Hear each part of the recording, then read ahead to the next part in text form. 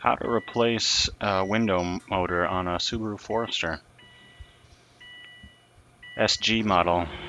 As you can see, the window gets slower and slower as I'm raising it. Eventually it'll just stop. Won't go up anymore.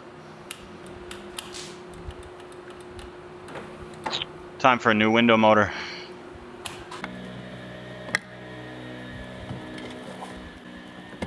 Tried to get at this rusted out screw, almost like a frame screw. Needed to use an impact screwdriver to get it out.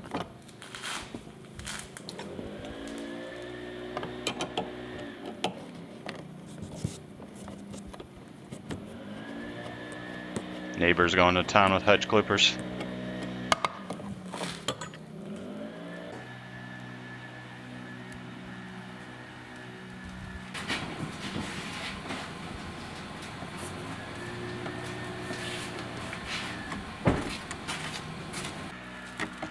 So there's two tabs on the top and two little tabs on the bottom. Start at the top and then you can pull it off. On this one, just be nice and gentle, work your way around the perimeter. It'll pop off as one unit.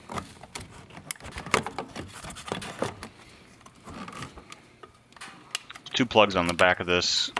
One's for the mirror. Second one's easier to get at with a small and thin flathead screwdriver. That's for the power locks, which I just accidentally locked, and then also for the window controls. This little tweeter cover, it's got two, maybe three little plastic tabs that you need to pop off.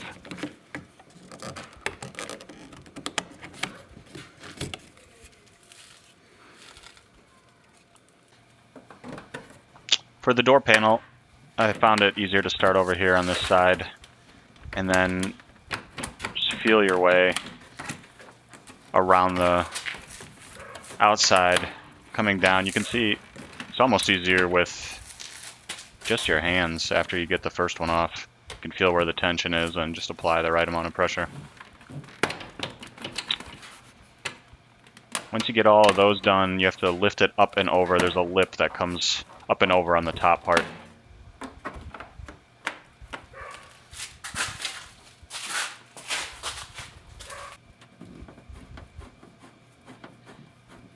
This little door speaker's got 3 screws.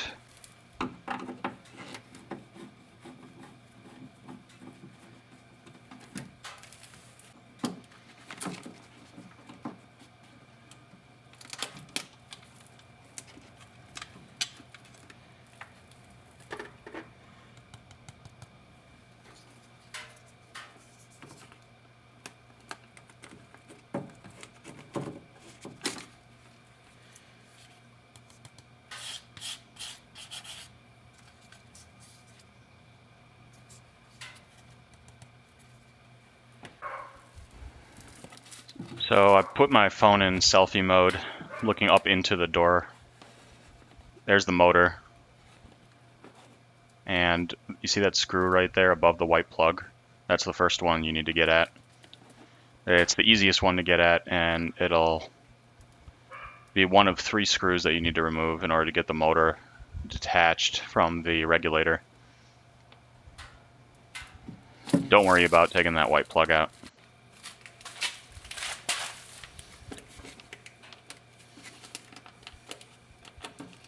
Plastic's attached with a tar.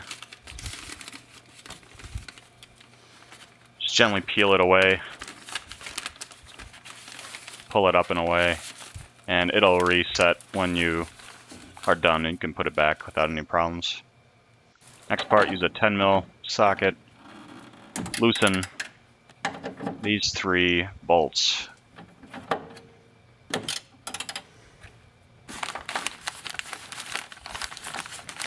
These are actually for the window regulator.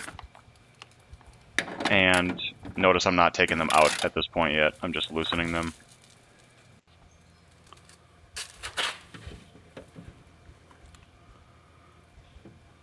So once again, there's that first screw that you need to tackle. It's right above that white plug.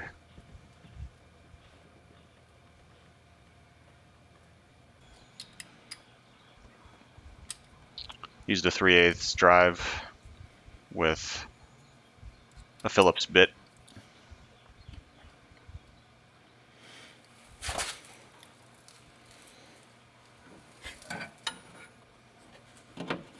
If you have small hands, this might be easier. I have somewhat large hands, and space was an issue. 1 down, 2 to go.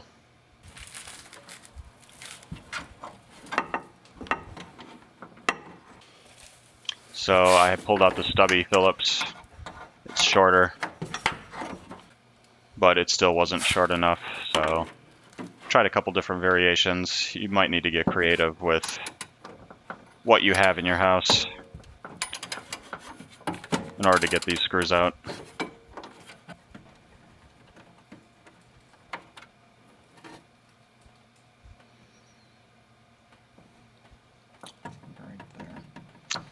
I'm pointing to the spot where that screw was attached.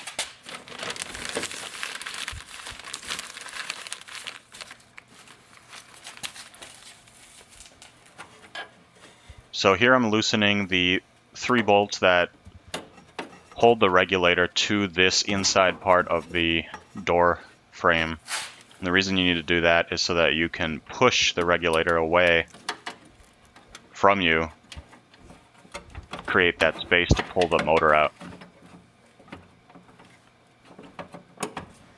I actually ended up having to loosen those 3 bolts quite a bit in order to pull the motor out. So old motor on the left, new motor on the right, look pretty similar.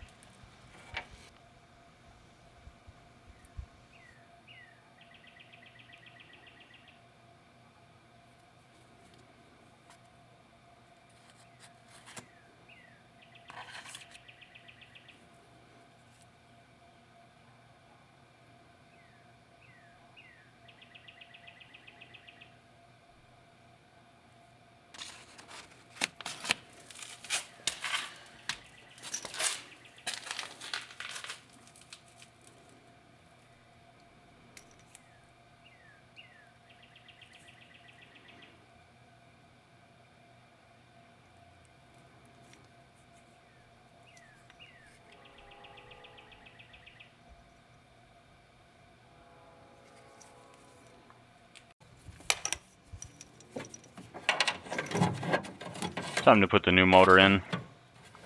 You have to slide it in and then again push that regulator forward or away from you in order to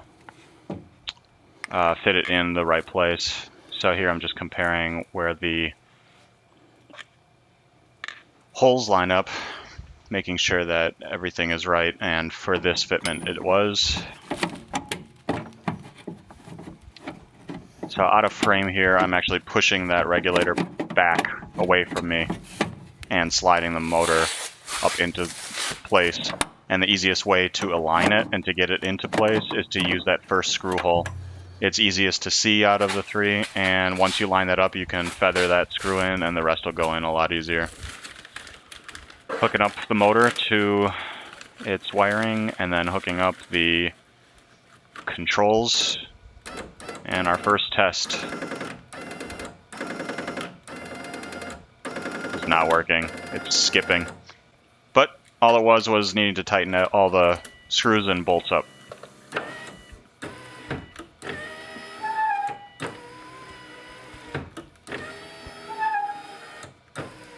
The new motor brings the window up nice and quick, nice and strong. Oh, yeah. Hope that helped.